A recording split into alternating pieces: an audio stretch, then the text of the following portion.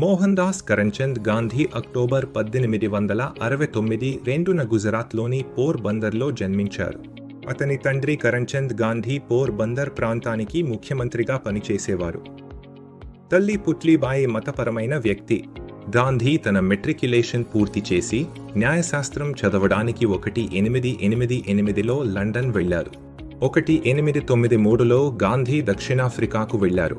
అక్కడ భారతీయ వలసదారులపై జాతి వివక్షను ఎదుర్కొన్నారు.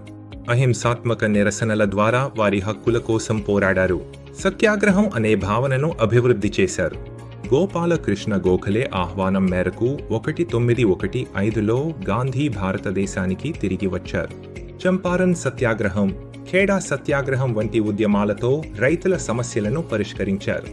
సహాయ నిరాకరణ ఉద్యమంలో బ్రిటిష్ వస్తువులను బహిష్కరించడం మరియు స్వదేశీ వస్తువులను ప్రోత్సహించారు.